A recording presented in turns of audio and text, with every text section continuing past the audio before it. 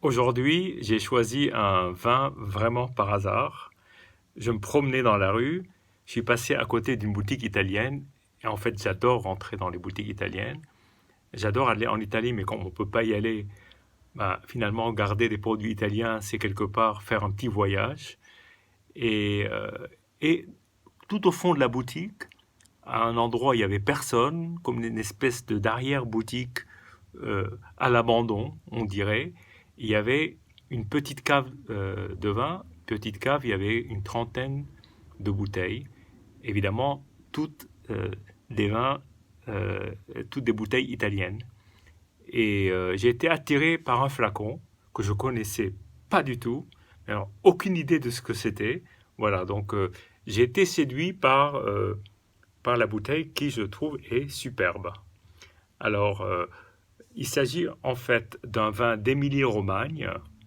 La maison s'appelle Tremonti.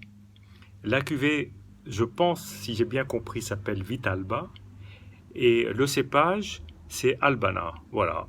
Que des inconnus, que des nouveautés, que des choses que, franchement, j'atterris dans un monde nouveau là. Et, euh, et donc, Albana est un cépage d'Émilie-Romagne, en tout cas très utilisé en Émilie-Romagne, en blanc, là où en rouge, c'est comme en Toscane, c'est le Sangiovese, qui est le cépage dominant. Et là, l'Albana, c'est un cépage avec des grappes très denses, donc très denses de grappes, et une peau très cireuse. Et ce, cette belle bouteille provient donc d'un vin qui a été macéré en amphore pendant 90 jours, les amphores venant spécialement de Géorgie.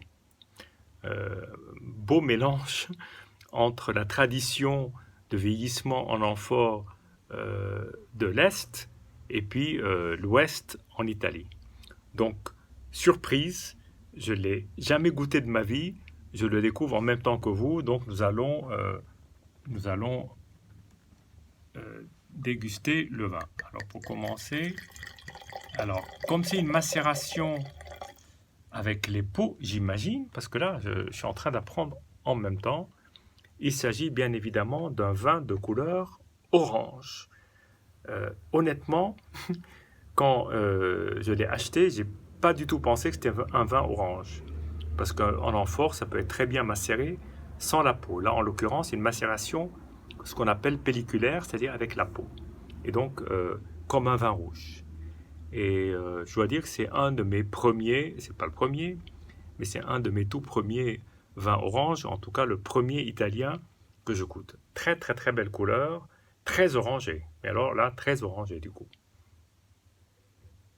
Alors au nez c'est quand même, c'est peut-être la couleur qui m'influence, mais je retrouve de la grume et en particulier de l'orange, et même du zeste d'orange, et fruits un peu pêche abricot. Un assez joli nez. Et après agitation, ça tire un peu vers la tisane, la verveine, voilà, et un peu mielleux.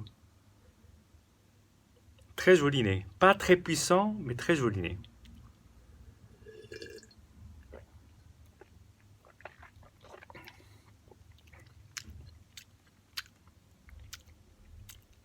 Sympa, hein. Vraiment très sympa. Que dire Que dire de ce vin très expressif? Il ne vous laissera pas indifférent. Je vais le regoûter.